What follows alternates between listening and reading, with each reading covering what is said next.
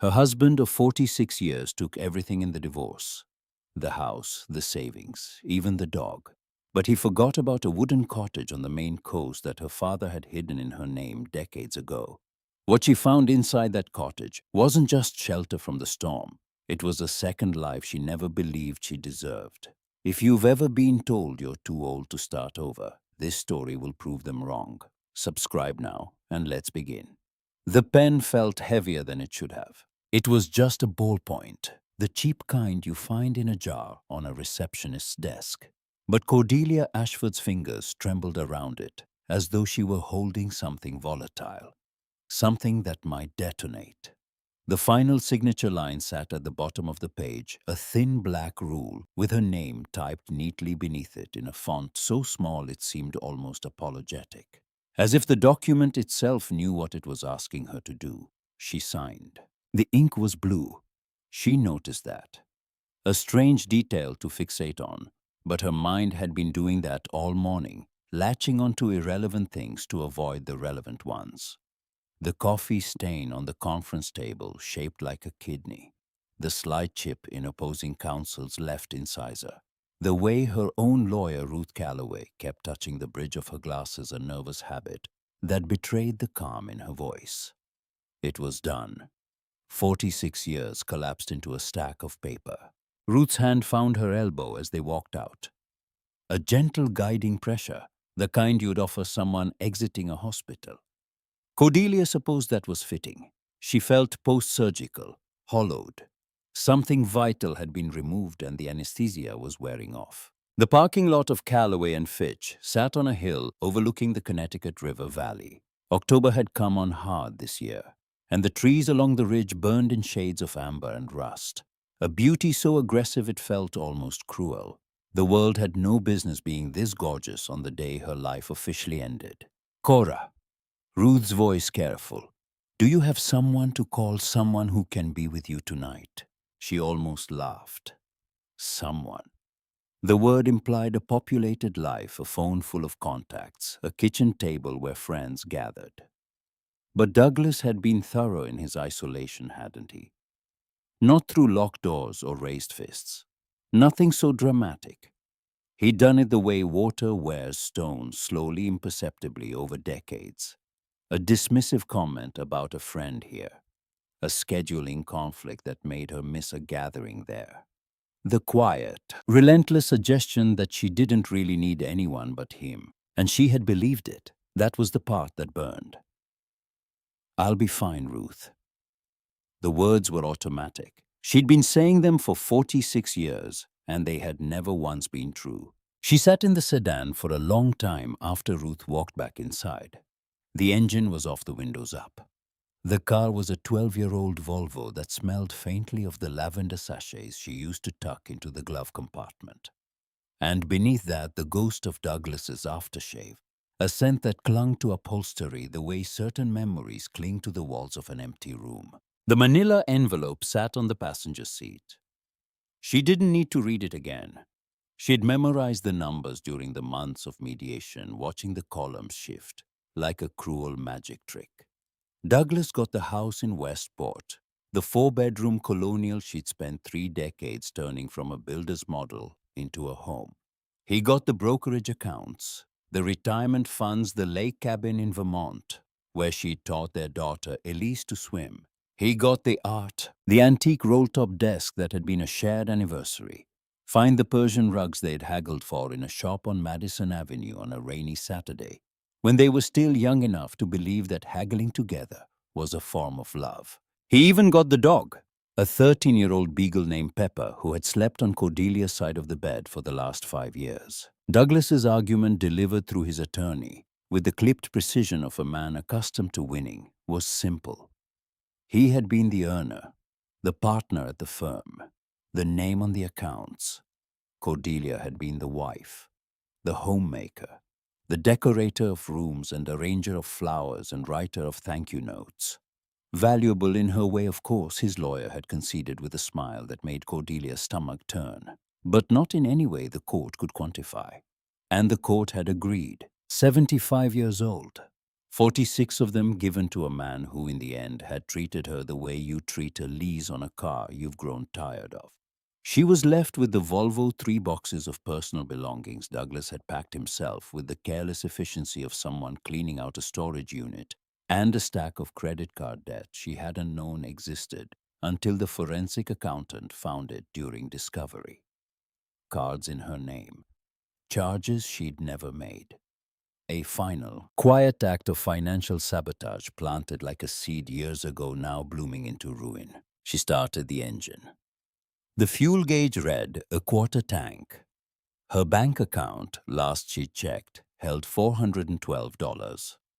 She had nowhere to go. The apartment she'd been subletting during the separation was a furnished studio in Bridgeport.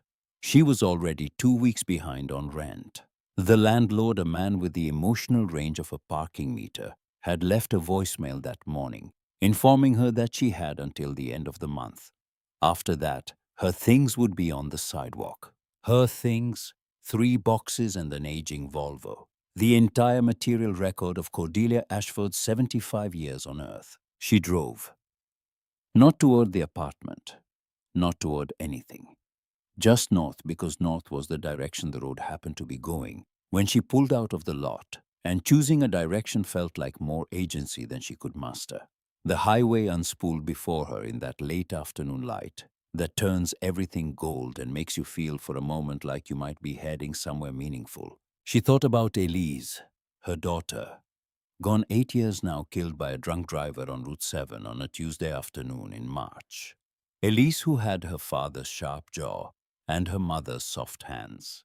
Elise, who had left behind a daughter of her own, Margot. 28 now, somewhere in Brooklyn, working some job Cordelia couldn't name because they hadn't truly spoken in years. After Elise's death, the grief should have pulled them together. Grandmother and granddaughter, the 2 remaining points of a broken triangle. Instead, it had detonated the ground between them. Margot blamed Douglas for the coldness at the funeral. Douglas blamed Margot for making a scene, and Cordelia, as always, had stood in the middle, saying nothing, choosing no one, losing everyone. Her phone rang. She glanced at the screen. Ruth Calloway. She let it ring twice, 3 times. Then, with the dull obedience of a woman who had spent a lifetime answering when called, she picked up. "Cora, I'm glad I caught you. Something came up after you left. A loose end." "I don't think I can handle any more loose ends today, Ruth. This one you'll want to hear." A pause. The sound of papers. "During the final asset review, my paralegal flagged something we all missed. And I do mean all of us, their side included. There's a property, a small one practically invisible on paper. It was transferred into your name on your 18th birthday, a gift from your father."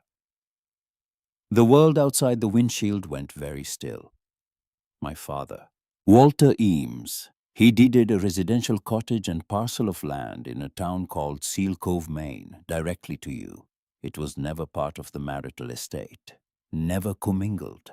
The property taxes have been paid automatically from a small trust he established in his own name, predating your marriage by a decade. Douglas had no claim to it. His attorneys never found it because, frankly, it barely exists in the system. County records up there are still half on paper. Cordelia pulled to the shoulder of the highway. A truck roared past, shaking the Volvo. A cottage. A cottage. Assessed value is negligible. The structure is listed as being in poor condition. But Cora, it's yours. Completely legally, unambiguously yours. It's the one thing he can't touch. The line went quiet. Cordelia stared at the dashboard, at the small crack that ran along the base of the windshield like a river on a map. Her father, Walter Eames, dead 12 years. A boatwright by trade who'd worked at a small yard in Bath, Maine, building vessels for fishermen and weekend sailors. A man who spoke in short sentences and measured twice before cutting anything wood or words. He'd walked her down the aisle at her wedding to Douglas and kissed her forehead and said only, "You call me if you need me." She had heard it as a pleasantry. Now, sitting on the shoulder of a Connecticut highway with the ruins of her life in a manila envelope, she heard it for what it truly was. a promise, a contingency plan. He'd never liked Douglas, never said so directly. That wasn't Walter's way. But Cordelia remembered the tells. The way her father would go quiet when Douglas talked about his latest case, his latest acquisition, his latest triumph. The way Walter would study Douglas across the dinner table. The way he studied a plank of wood, looking for the hidden grain, the weakness, the place where it would eventually crack. She had mistaken his silence for acceptance. She'd been wrong. Ruth, what's in Seal Cove? Honestly, not much. A fishing village, population under 1,000, but the cottage is on a parcel right above the waterline. Your father knew what he was doing with the location, even if the building itself is falling apart. Thank you, Ruth. Cora, one more thing. A hesitation that felt deliberate. You don't have to go there. You could sell the lot, maybe get enough for first and last on a better apartment. That's the practical move. I understand. But I thought you should know it exists. That something exists. The call ended. Cordelia sat in the silence. The fuel gauge hadn't moved. The sun was lower now, throwing long shadows across the highway. Something exists. Such a small phrase. Such an enormous thing to hear when you have been told in every conceivable language that you are nothing. She signaled, pulled back onto the highway, and took the next exit north. The drive to Seal Cove took nearly 5 hours. She stopped once for gas, counting out bills with the self-consciousness of someone who knows exactly what each dollar costs. A coffee black from a gas station that smelled of burnt popcorn and floor cleaner. She held the paper cup in both hands, letting the heat seep into her knuckles, which ached now in the cold, the way they never used to. 75. The number kept surfacing uninvited. 75 years old, driving alone into the dark toward a falling down cottage she hadn't seen in decades, with $400 and a trunk full of boxes. This was not how the story was supposed to go. She had done everything right. She had been the good wife, the gracious hostess, the quiet partner who never made waves, never demanded, never insisted. She had traded her voice for security. And now the security was gone. And the voice was so atrophied she wasn't sure it still worked. The Maine border came and went. The highway narrowed, the guardrails disappeared, and the forest pressed in on both sides, dense and dark. The towns grew smaller and farther apart. Gas stations gave way to bait shops. Strip malls dissolved into clapboard churches, and lobster shacks shuttered for the season. She almost missed the turn. A weathered wooden sign, half obscured by sumac, read, Seal Cove 3 miles. The road dipped sharply and then rose again, following the contour of the coastline. She could smell the ocean before she could see it, that unmistakable salt and mineral sharpness that cut through the car's stale air like a blade. And then there it was. The GPS, which had been losing its mind for the last 20 minutes, announced her arrival with the same breezy indifference it used for shopping malls and dentist offices. The cottage sat at the end of a gravel track, elevated on a slight rise above a rocky beach. In the headlights, it looked like a creature that had lain down and was slowly allowing the earth to reclaim it. The roof sagged in the middle. The porch listed to one side, 2 of its support posts having surrendered to rot. The windows were dark, some boarded, some simply empty, the glass long gone. Clapboard siding, once white, had weathered to a silvery gray that seemed to glow faintly in the moonlight. Wild rugosa roses had colonized the front steps, their thorny canes woven through the railing like barbed wire. It was, by any objective measure, a wreck. Cordelia turned off the engine and sat in the dark, listening. The wind, the surf, the ticking of the cooling engine. She opened the door and stepped out. The air hit her like a memory, cold and briny and achingly familiar. She had been here before. Not to this cottage, but to this coast, this smell, this sound. Summer visits to Seal Cove when she was 7, 8, 9 years old. Her father lifting her onto his shoulders so she could see the boats coming in. The feel of his calloused hands around her ankles, steady as mooring lines. She walked up the gravel path, her shoes crunching on broken shells and frost. The front door was locked with a deadbolt so rusted it had nearly fused with the strike plate. but the door itself was swollen and soft in its frame. She pushed hard, and it gave with a wet groan, swinging inward to reveal a darkness so complete it felt solid. She used her phone's flashlight. The beam cut through the black, illuminating a small front room, furniture draped in white sheets, a stone fireplace, its hearth black with old soot, white pine floorboards warped and buckled from years of moisture. The air was thick with damp, with mildew, with the particular smell of a place that has been closed up for a very long time, a smell that is not quite decay, but is adjacent to it. She moved through the room slowly, a small kitchen with a hand pump at the sink, a bedroom with an iron frame bed, the mattress long gone, a bathroom barely functional. Everything was coated in dust and silence, the accumulated quiet of a decade more since anyone had drawn breath in this space. It was terrible. It was uninhabitable. And some stubborn, illogical part of her refused to leave. She went back to the car, retrieved her heaviest coat and the wool blanket she kept in the trunk, and returned to the cottage.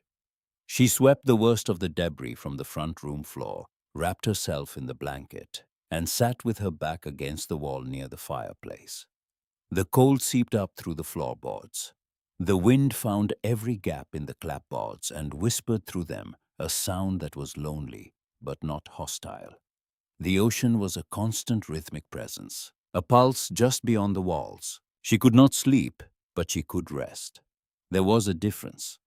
Sometime after midnight, the moonlight shifted, pouring through one of the unboarded windows and falling in a pale rectangle on the floor across the room.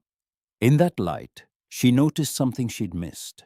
Near the hearth, one of the pine floorboards sat slightly higher than its neighbors, not warped, deliberately raised. A thin gap ran along its edge, too uniform to be natural. She crawled over her knees, protesting on the hardwood, and worked her fingers into the gap. The board lifted. Beneath it was a shallow recess no deeper than a cigar box lined in cedar. And inside the recess, wrapped in a piece of oilcloth, was a small heavy object. She unwrapped it. A compass. Brass-old, the glass face scratched but unbroken. The needle swung lazily and settled, pointing north. She knew this compass. She had held it before a lifetime ago, standing on a dock, with her father's hand on her shoulder. He had pressed it into her small palm and said, "Every sailor needs one, even the ones who stay on land." She turned it over. On the back of the lid, engraved in letters so fine she had to hold the phone light inches away to read them, were 6 words. "Even lost ships find the shore."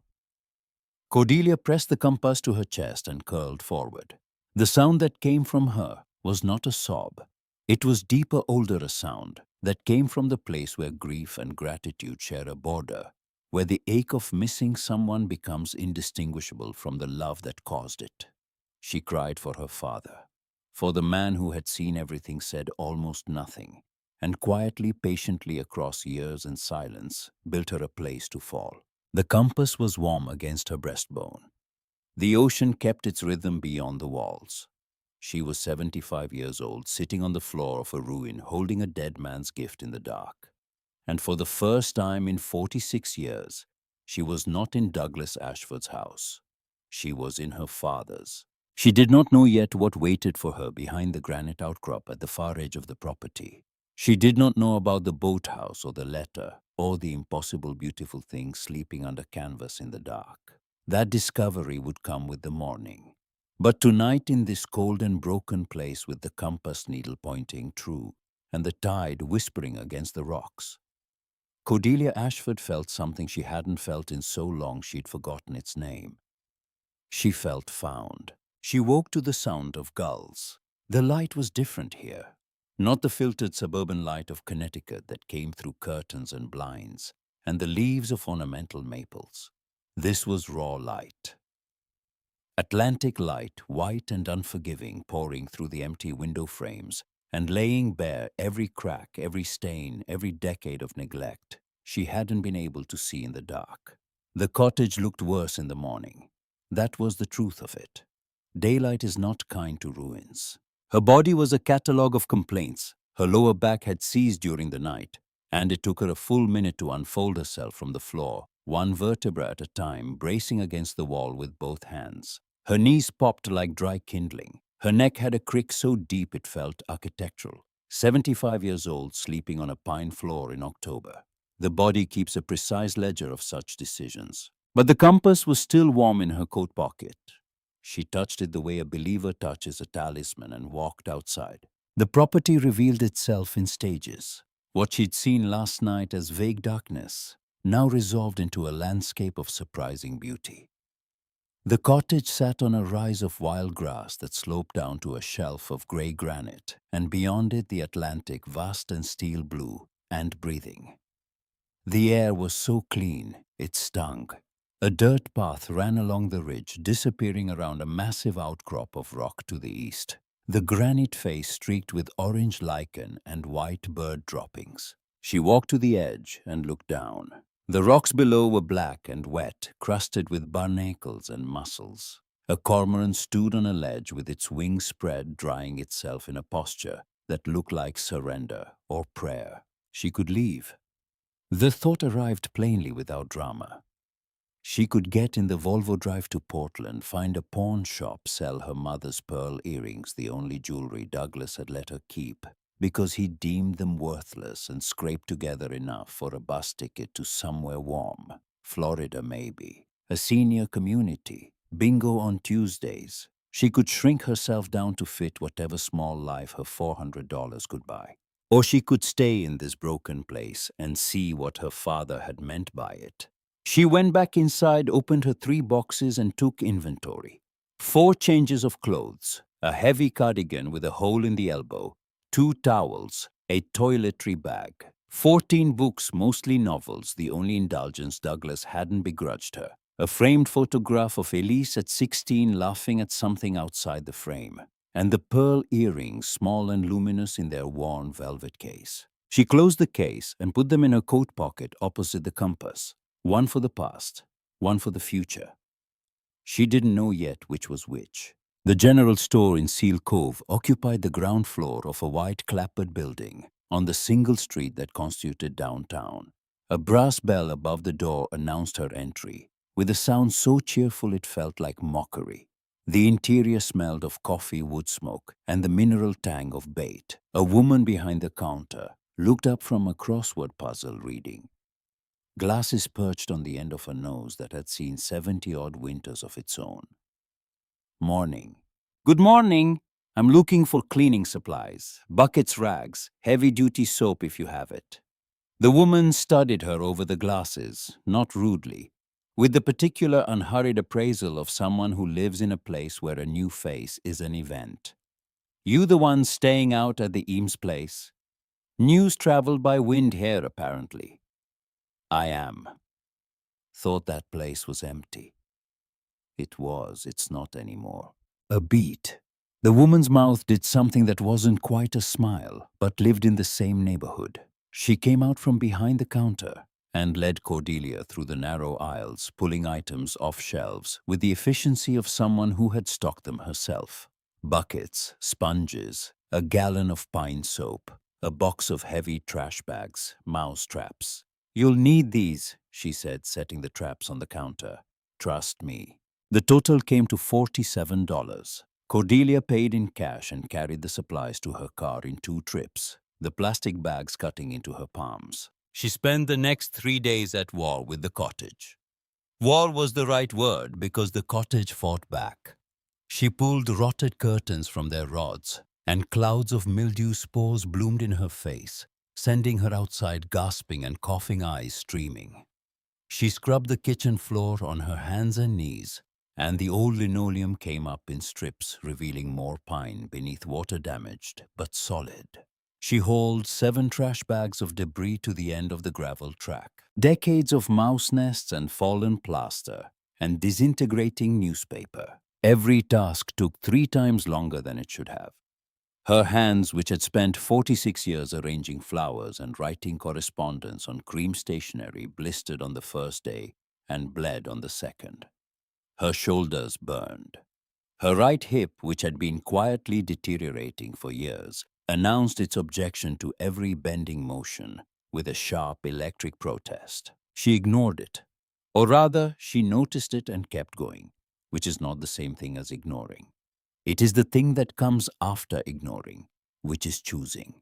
On the fourth morning, she was on a stepladder trying to nail a piece of plywood over a gap in the kitchen wall where something with fur had been entering at night, when a voice behind her said, "You're holding the hammer wrong." She startled, nearly fell, and turned to find an old man standing in the open doorway. He was tall and thin, with a face like weathered teak, deeply grooved and permanently brown. White hair cropped close to the skull. Eyes that were the exact pale blue of glacial ice, sharp and clear, and not at all friendly. "Door was open," he said, as if this were sufficient introduction. "Who are you?" "Silas Penhallow. I live a half-mile east, past the point." He looked at the plywood, then at her grip on the hammer. "You'll bend the nail like that. Choke up. Wrist straight. Let the weight do the work." She adjusted her grip and struck. The nail sank true. "Better," he said in a tone that suggested this was the highest compliment in his vocabulary. He looked around the kitchen with an expression that mixed assessment with something older. Memory, maybe. "I knew your father." "Everyone seems to." "Not everyone." Walter kept to himself. "But we fished together, Tuesdays and Saturdays for about 15 years. Didn't talk much, didn't need to." He paused. "Heard he passed 12 years ago." "Yes. Took you a while to get here." There was no accusation in it, just the observation of a man who had lived long enough to know that people arrive at the places they need to be exactly when they're supposed to, and not a moment before. He didn't ask why she'd come or what had happened. He simply walked to the sink, examined the hand pump, and said, "This needs a new leather washer. I've got one. I'll bring it tomorrow." He left the way he'd come, without ceremony, without warmth, but also without any of the performance of warmth that she'd spent a lifetime mistaking for the real thing. He came back the next day with the washer and a thermos of black coffee, and said nothing while he fixed the pump. The day after that, he appeared with a bundle of cedar shingles and spent 2 hours patching the worst section of the roof, while Cordelia held the ladder and handed up nails. They exchanged perhaps 30 words in 3 hours. It was the most comfortable she had been with another human being in years. On the seventh day, he said something that changed everything. They were sitting on the porch, which she'd managed to stabilize by replacing the 2 rotted posts with lengths of pressure-treated lumber from the hardware section of the general store. She'd done it herself, measuring twice, cutting once, the way her father's voice in her memory instructed. The porch still leaned, but it held. Silas was looking east toward the granite outcrop. "You been around the point yet?" "No, the rocks look impassable. There's a path, overgrown now, but it's there. Your father cut it himself, used it almost every day." "What's around the point?"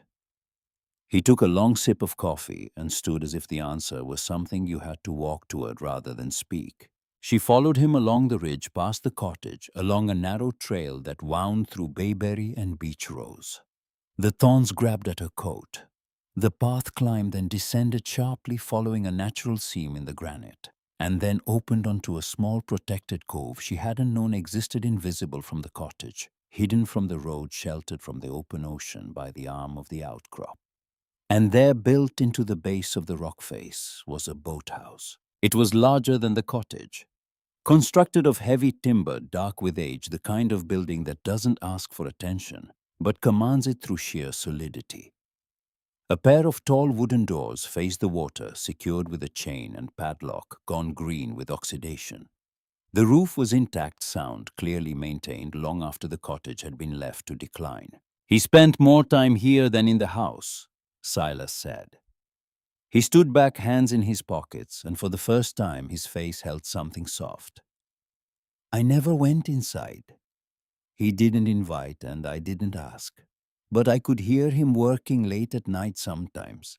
The sound of the plane, the mallet, carried across the water." Cordelia's hands were shaking. She could feel it, the same tremor that had moved through her in the lawyer's office, but different now, not the tremor of endings. "Do you have bolt cutters?" I have everything." He came back 20 minutes later with the cutters. She took them from him and he stepped back. He understood without being told that this door was hers to open. The chain gave with a sound like a gunshot. She unwound it from the handles, the rusted links leaving orange dust on her fingers. She gripped both handles and pulled. The door swung outward on bronze hinges that, despite everything, still moved smoothly, as if they'd been greased by a ghost. The interior was dark and vast and smelled of cedar, linseed oil, and the ocean. As her eyes adjusted, shapes materialized. A long workbench against the far wall, covered in tools arranged with the obsessive neatness of a man who believed disorder was a moral failing. Racks of lumber planks of white oak and cedar, standing vertical, aged and beautiful. Coils of rope. Cans of marine varnish, their labels faded. And in the center of the space, resting on a timber cradle draped in heavy canvas tarpaulin, was a shape that could only be one thing. She pulled the canvas back. It slid away with a whisper, revealing the hull in sections the way a curtain reveals a stage. The stern first, its transom curved and graceful. Then the long sweep of the hull, planked in white oak, each plank fitted to its neighbor, with a precision that was almost musical. Then the bow rising to a fine sharp entry that looked less like carpentry and more like calligraphy. A sailboat, 28 feet, maybe 30. A classic wooden sloop, half-built, half-dreaming. The hull was complete, but the deck was open, the interior unfinished. The mast lay alongside in two sections, unstepped, unsanded. Rigging hardware sat in labeled boxes on the workbench, bronze fittings green with patina. And on the transom, carved in deep, clean letters that caught the thin light from the doorway, was her name, Cordelia. She sank to her knees on the boathouse floor.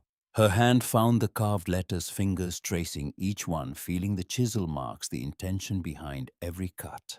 Behind her, still standing in the doorway, Silas cleared his throat quietly. "I always wondered what he was building in here. Now I know." A pause. "He was building you a way out." There was a chest beneath the workbench. Dark wood, iron-banded, smaller than she expected. Inside, arranged with the same deliberate order that governed every inch of this space, she found three things. A heavy envelope of cream-colored paper, her name on the front in Walter's hand. A stack of leather-bound journals, their spines cracked, their pages thick with diagrams and notes. And a canvas pouch, unexpectedly heavy, that clinked when she lifted it. Inside were 12 gold coins, American eagles, each one an ounce of solid gold, cool and dense in her palm. She opened the letter last. She already knew in some pre-verbal, bone-deep way what it would say. But knowing and reading are different things, the way knowing someone is gone and attending their funeral are different things. The words made it real. "My dearest Cordelia," it began. "If you are reading this, then I am gone, and you are here, and both of those facts break my heart in different ways." He had known about Douglas, not guessed, known. The letter laid it out with the straightforward precision of a man who measured the world in fractions of an inch.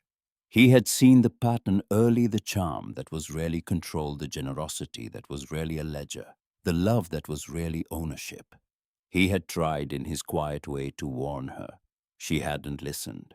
He didn't blame her for that. "Love is the only force in the world that makes smart people stupid," he wrote. "I should know. I loved your mother the same way, blind and total. The difference is she deserved it." The letter described the gold as a lifeboat. Enough to run, enough to start over somewhere safe, somewhere warm, somewhere Douglas would never look. "But there is a second option," he wrote, "and it is the one I hope you'll take because you are my daughter, and I raised you to build, not to buy." The boat was his life's work. 20 years of weekends and evenings and stolen hours. He'd found the hull of a wrecked Harrishoff sloop in a boatyard in Rockland, stripped it to bare wood, and begun the slow, sacred process of rebuilding her plank by plank, frame by frame. The journals contained everything. Measurements, wood selections, techniques, mistakes, solutions. A complete education in the craft of wooden boat building, written for an audience of one. "She's almost finished," he wrote. Almost. The deck planking needs to be laid. The interior needs to be fitted out. The mast needs to be stepped and rigged. I ran out of time. That is my one regret, that I could not hand her to you complete. So here is my real gift. Not the gold, not the boat, the choice. You can sell everything and live comfortably. Or you can finish what I started. You can learn the craft. You can work with your hands. You can build something that is yours, not because someone gave it to you, but because you made it. Whatever you choose, remember, even lost ships find the shore. Your father, Walter. She folded the letter along its original creases and held it against the compass in her pocket. Two objects, two messages, the same voice. She looked at the gold coins, then at the boat. The unfinished deck, the unstepped mast, the work that remained. She had never built anything in her life. She could barely hold a hammer correctly. She was 75 years old with a bad hip and blistered hands and $400 and no one in the world who would notice if she simply disappeared. She picked up the first journal and opened it to page 1. The weeks that followed were a humiliation. There was no other honest word for it. She read the journals at night in the cottage by lantern light, the kerosene casting a warm, unsteady glow over diagrams she couldn't decipher and terms she'd never heard. Garboard plank, scarf joint, Dutchman repair. The language of boat building was dense and foreign, a dialect spoken by her father's hands that her mind could not yet translate. She started with what seemed simple: sanding. The hull needed to be faired, the old finish stripped away to reveal the bare wood beneath. She bought sandpaper and a block and began. Within an hour, she'd sanded through the planking in one spot, gouging the wood, creating a flaw that would take days to repair. She sat on the boathouse floor and cried, not from the mistake, but from the fear that she was too old, too late, too useless to do this. She fixed it. She consulted the journal, which contained, as if Walter had foreseen this exact error, a detailed entry on Dutchman repairs, patching damaged planking, with an inset piece of matching wood. It took her 4 days. The patch was imperfect, visible if you knew where to look, but it held. Silas appeared every few days. He never offered to help with the boat, as though he understood that this was between Cordelia and her father, a private conversation conducted in wood and bronze. But he brought things. A can of linseed oil left on the boathouse threshold without comment. A bag of bronze ring nails he claimed to have found in his shed. A hand plane, old but sharp, with a note that read, "Walter lent me this in 1998, returning it." The town noticed her. Not loudly, not intrusively, but in the way small communities notice anything that disrupts their pattern. The woman at the general store, whose name turned out to be Bess, started setting aside day-old bread for her at half price. A lobsterman she'd never spoken to left a dozen eggs on the cottage porch with no note. The volunteer fire chief, a red-faced man named Harlan, stopped by one afternoon, looked at the boathouse, and said he'd be available if she needed anything heavy lifted. Then he left. Nobody asked what she was doing. Nobody told her she couldn't. She learned to read the grain of the wood, to feel with her fingertips whether a surface was fair. She learned that white oak smells sweet when you plane it, and that cedar dust makes you sneeze. She learned that bronze screws must be lubricated with beeswax before driving, or they'll snap. And she learned this by snapping 3 of them and having to drill out the broken shanks, a process that consumed an entire afternoon and most of her patience. She laid the first deck plank on a Tuesday in late November. It took all day. She measured, cut, dry-fitted, adjusted, dry-fitted, again applied the bedding compound, and fastened it down, each screw driven with a care that bordered on reverence. When it was done, she stood back and looked at it. One plank, 8 feet long, 3 inches wide. A single strip of teak against the bare frames.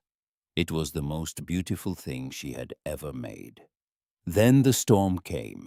It arrived without the courtesy of a gradual build-up. One evening the sky was clear. By midnight the wind was a living thing, something with weight and malice staring at the boathouse doors and howling through every gap in the timber walls. The rain came sideways, not falling but driven, and she heard beneath the roar the sharp percussive crack of something giving way. She ran from the cottage in the dark, the path slick, the wind nearly taking her off her feet. By the time she reached the boathouse, one of the doors had been torn half off its hinges, and rain was pouring in, streaming across the floor, pooling around the cradle where the Cordelia sat. A section of the roof had peeled back, and water was falling directly onto the exposed deck frames. She grabbed the canvas tarp and tried to haul it over the hull, but the wind caught it like a sail and ripped it from her hands. She climbed onto the cradle, trying to position her body between the rain and the unfinished wood. An absurd gesture, an old woman trying to shield a boat with her own frame. Her foot slipped on the wet timber, and she fell hard, her right knee striking the concrete floor with a sound she felt more than heard. Pain, white and absolute, detonated up her leg. She lay on the wet floor, rain hammering her face, and for a long, terrible moment, she did not get up. The pain was one thing, the despair was another. Who was she fooling? She was a 75-year-old woman with no training, no experience, no strength, lying on the floor of a boathouse in a storm, pretending she could do something that master craftsmen spend lifetimes learning. Douglas was right. She had never built anything. She had never finished anything. She was a woman who had spent her entire life being completed by other people, and without them she was just this, a body on a wet floor waiting. Lightning split the sky, and for an instant the boathouse was bright as noon. In that flash she saw the name on the transom. Cordelia. Her father's hand, her father's faith. And she felt the compass against her chest where it hung on a cord she threaded through the ring, warm despite the cold, pointing north, pointing true. She got up. It took her a long time. She used the workbench to pull herself upright, her knees screaming, her hands slipping on the wet wood. She found a second tarp, smaller, and this time she secured it with rope, tying it down the way Silas had once shown her, cleat hitches tight and sure. She braced the broken door with a sawhorse and a length of timber.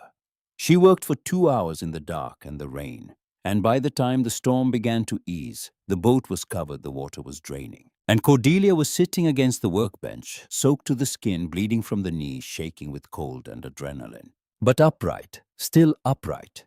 The knee swelled overnight. She could barely bend it in the morning, and the bruise that bloomed across the cap was a deep, ugly purple, the color of something serious. She wrapped it with a bandage from the first aid kit Bess had quietly added to her last grocery order, and limped through the following days, slower, more careful, but present. Always present, always. She was in the boathouse 10 days after the storm, planing a teak plank for the deck, when she heard footsteps on the path.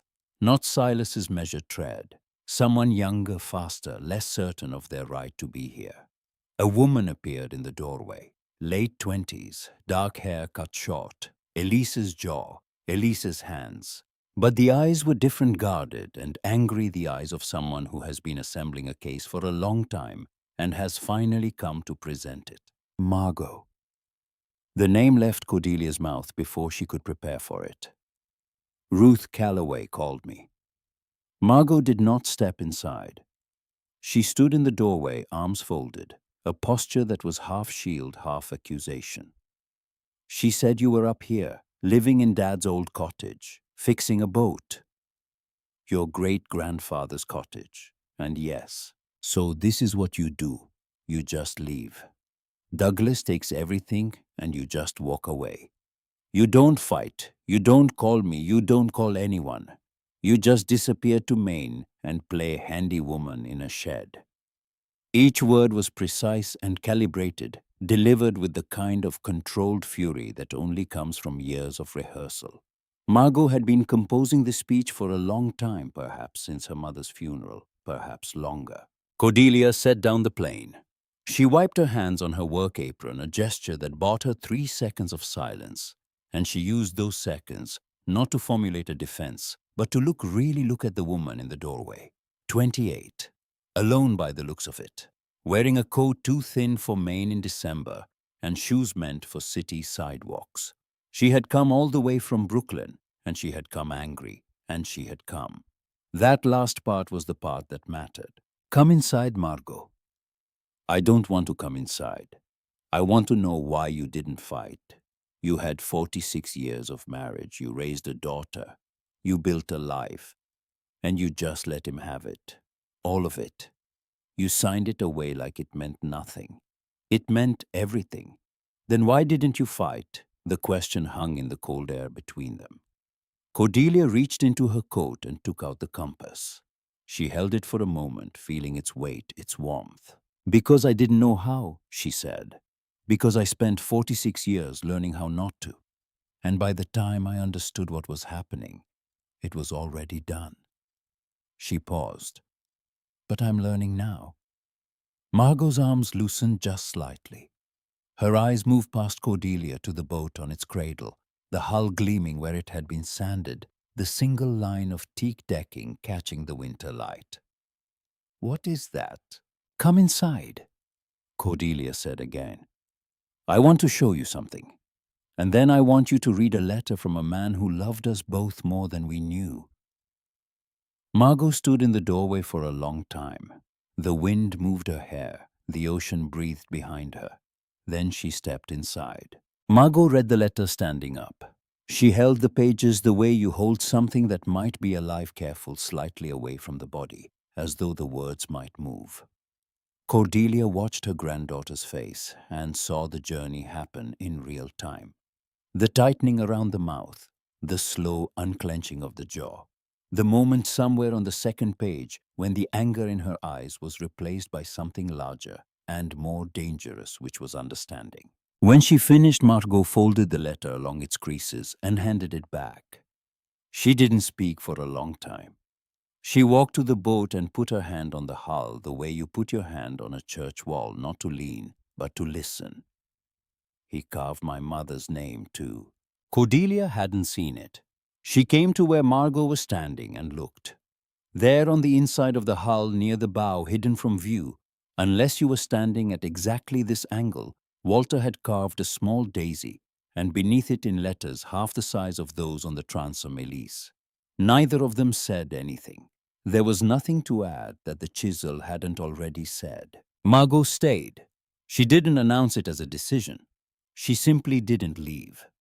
That first night, she slept on the iron bed frame in the cottage's back room, on a mattress Cordelia had bought second-hand from a church sale in the next town. In the morning, she appeared in the boathouse doorway in borrowed work clothes, her city shoes replaced by a pair of rubber boots, 2 sizes too large that Bess had produced from the back of the general store without being asked. Tell me what to do. The work changed with 2 pairs of hands, not faster exactly. Margot had no more experience with wood than Cordelia had possessed 6 weeks ago. And she made her own catalogue of mistakes, splitting a plank by driving a screw too close to the edge, mixing the wrong ratio of epoxy and ruining a batch cutting a piece of teak, a 1/4 inch short, a distance that sounds trivial until you understand that in boat building, a 1/4 inch is the difference between watertight and wreckage. But she was young and strong and furious, and fury properly directed is a kind of fuel. She hauled lumber that Cordelia couldn't lift. She climbed the mast cradle to sand sections that Cordelia's hip wouldn't let her reach. And in the evenings in the cottage over meals of soup and bread, they talked. Not about Douglas, not about the divorce. They talked about Elise. It came in fragments the way all true grief does. Margot told Cordelia about the last phone call she'd had with her mother 3 hours before the accident. A mundane conversation about a recipe for lemon cake that Margot now couldn't eat without crying. Cordelia told Margot about the morning Elise was born, how Walter had driven 90 miles an hour to the hospital, and then sat in the waiting room so quietly that a nurse asked if he was all right, and he'd said, "I'm about to be a grandfather. How could I not be?" It was wrong, of course. He'd been about to be a grandfather when Margot was born, not when Elise was born. He'd been about to be a father. But Cordelia told the story the way he told it, error intact, because the mistake was part of the truth. He had been so overwhelmed that his words had leapt a generation. He was already seeing forward, already loving the people who hadn't arrived yet. They didn't heal. That word implies a wound that closes, and some wounds are not that kind. But they built. Each plank laid was a sentence in a conversation they'd been afraid to have for 8 years. Each screw driven was a small, irrevocable commitment to being in each other's lives. The boat was the excuse. The boat was the reason they could be in the same room without the silence becoming a wall. Silas watched from a respectful distance. He brought more coffee, now enough for 3, and once he brought a jar of his late wife's beach plum jam, the last jar, he said, from the final batch she'd ever made. He set it on the workbench and walked out. Cordelia understood the weight of that jar. She understood that some gifts are not given lightly.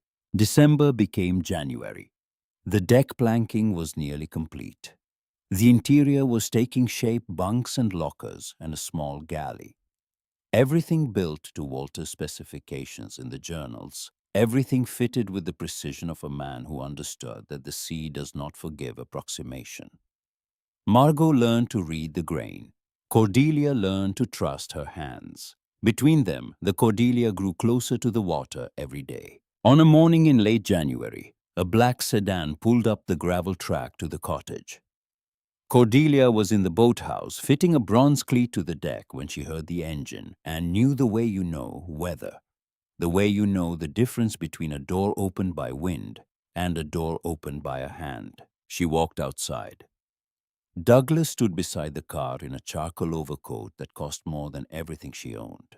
He looked exactly as he always had, tall, silver-haired, handsome, in the way of men who have never been denied anything.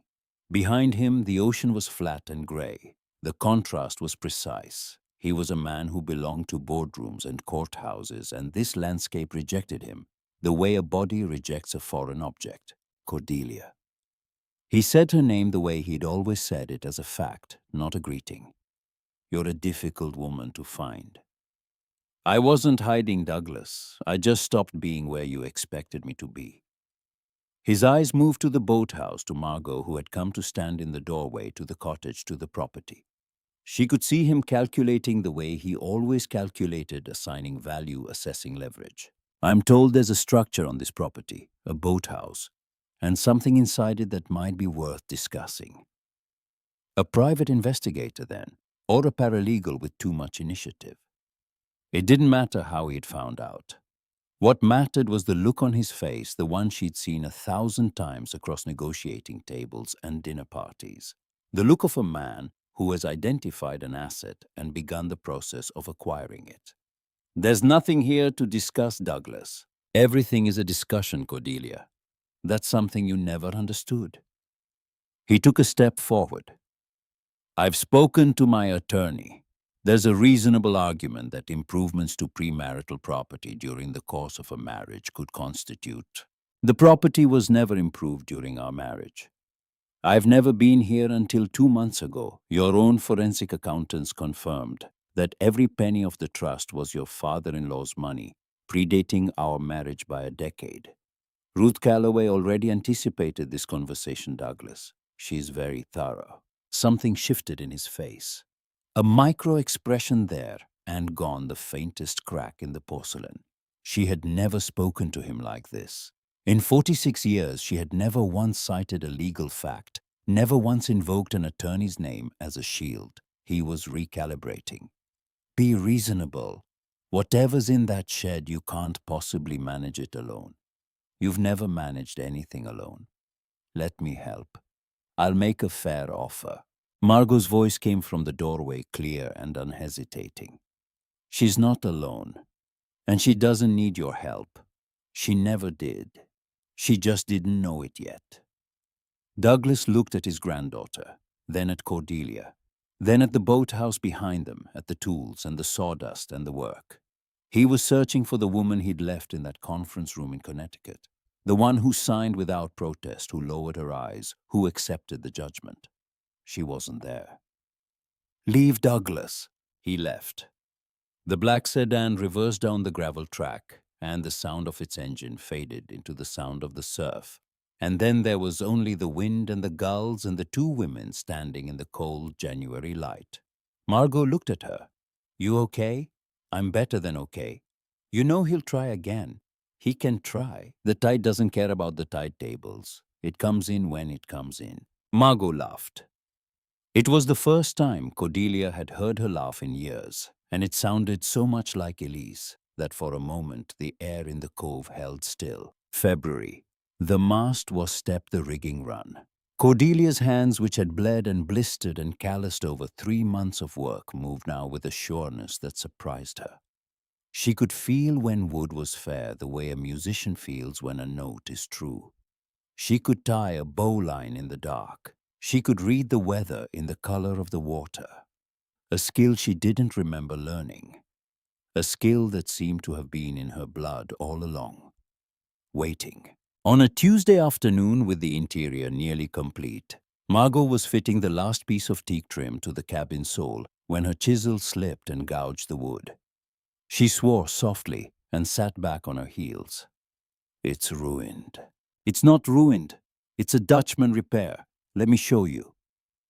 Cordelia knelt beside her, took the chisel, and began to cut a clean diamond-shaped recess around the gouge, the way the journals described the way she herself had learned after making the same mistake months ago. You cut away the damage, then you fit a new piece into the space.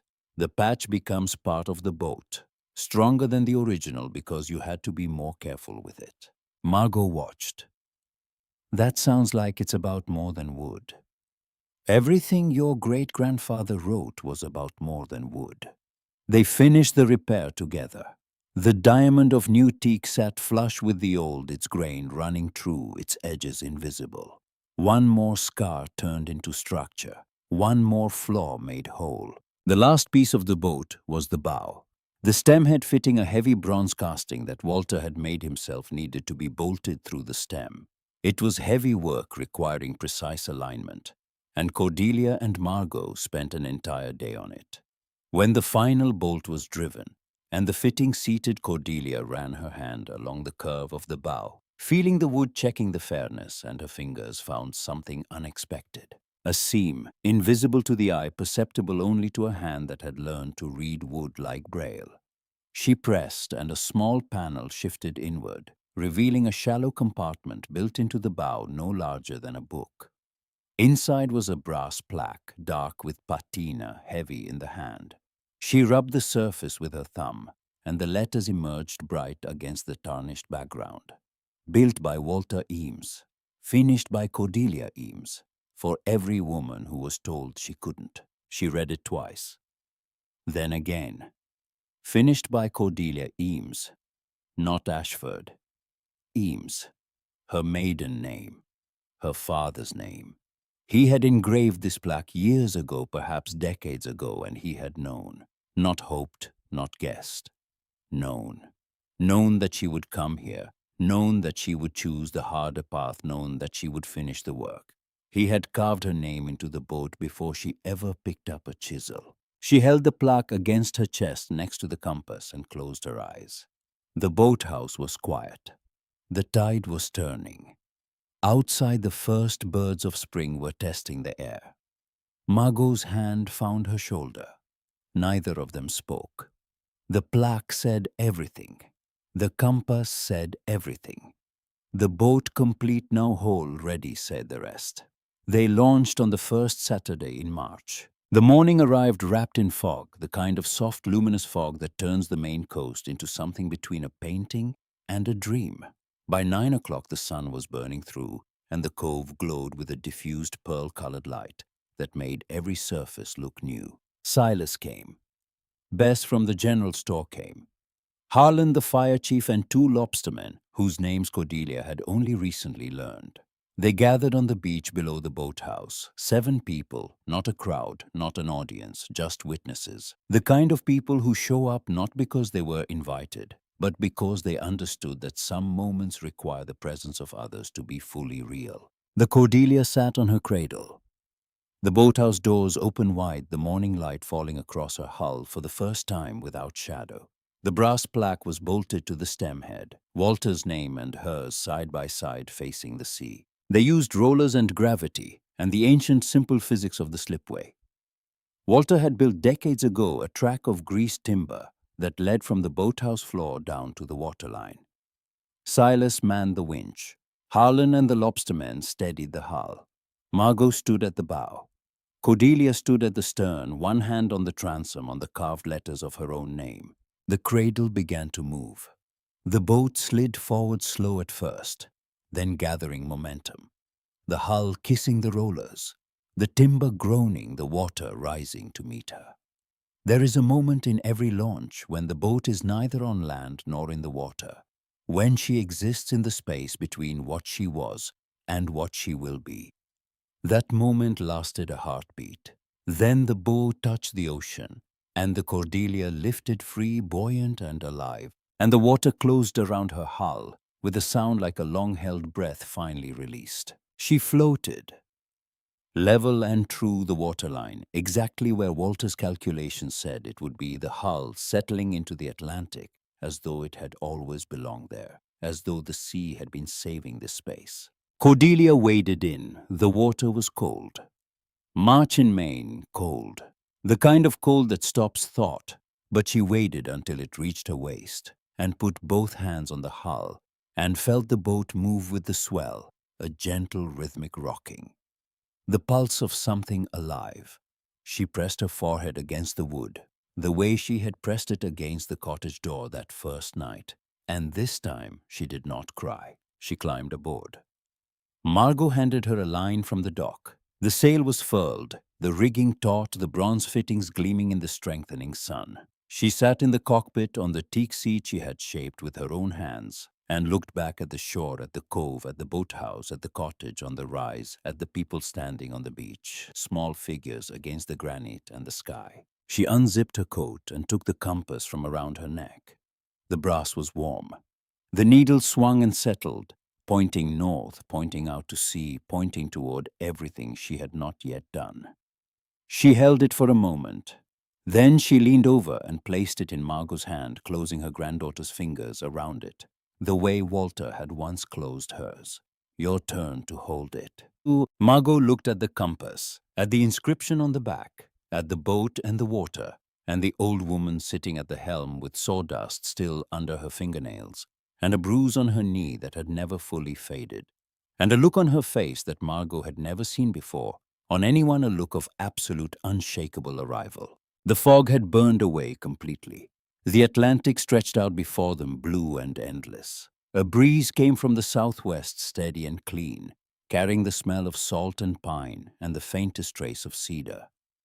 The scent of the boathouse, of the journals of a man who had loved his daughter so much that he had built her a second life and hidden it inside a hill. Cordelia Ashford, 75 years old, sitting on a boat she had built with her own hands in a cove her father had chosen for her, in a life that no one, not Douglas, not the court, not time itself could take away. She closed her eyes. The boat rocked gently beneath her. The compass was in Margot's hands now, pointing north, pointing forward, pointing toward every shore they hadn't reached yet. Even lost ships find the shore. And sometimes when they do, they find it was home all along. What did this story teach you about what we truly inherit from the people who love us? It's rarely money. It's rarely property. It's the quiet belief they carried in us before we ever carried it in ourselves. The sacrifices we never saw. The plans they made in secret, hoping we'd never need them, knowing we might. If someone in your life built you a lifeboat you didn't discover until the storm had already hit, I'd love to hear about it in the comments. And if you're in the middle of your own rebuilding right now, if you're laying the first plank sanding through the mistakes, learning to trust your hands, know that it's never too late to finish the boat. Subscribe, and I'll see you in the next one.